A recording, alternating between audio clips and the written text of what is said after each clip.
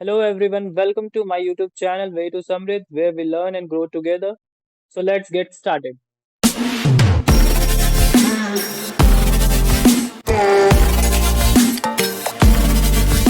So as you can see, I have opened the Nifty 50 chart on my screen and we will gonna see how Nifty will gonna work on Monday.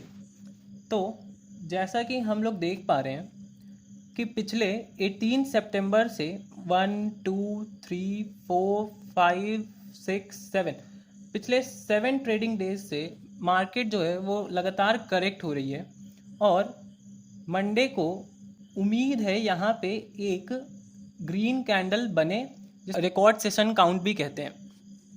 और ऐसे गिरते हुए market में अपने को retracement बहुत अच्छे से काम करती है, जिसको कहते हैं फिबोनाची रिट्रेसमेंट।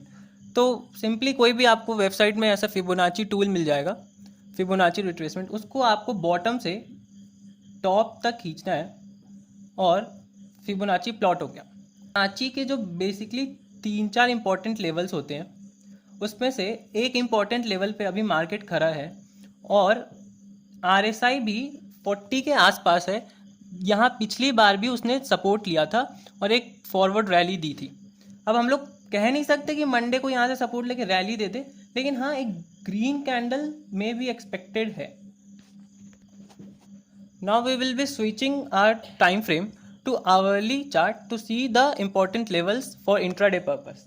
तो हमारा आवरली चार्ट हमारे सामने खुल चुका है और वो सपोर्ट ले रहा है। उसका जो आवरली कैंडल है मार्केट का, वो 78.6% के लेवल से ऊपर क्लोज हुआ है और लास्ट में एक ग्रीन कैंडल भी क्लोज हुई है।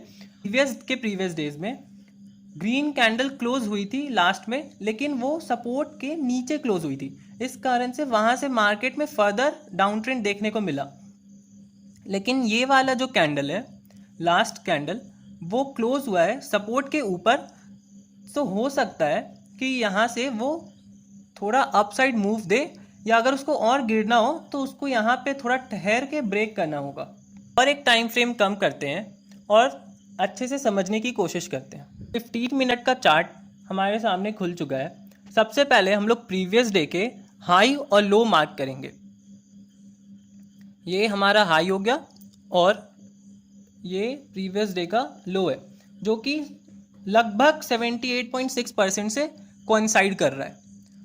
तो समझते हैं कि मंडे को वो कहाँ कामकाज कर सकता है मार्केट।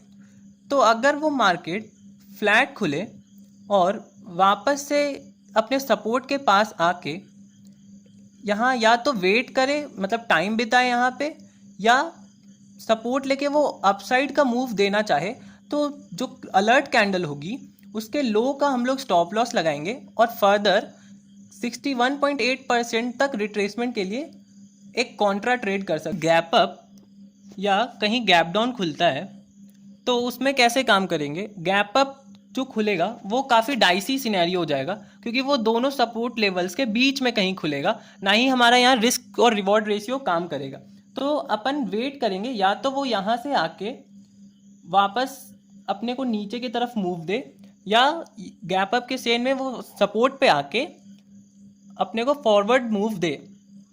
अगर गैप डाउन खुलता है इस सपोर्ट के नीचे तो we will avoid the market, और else we will wait for some time, we will wait for half an hour so that it will confirm further that market में go downwards.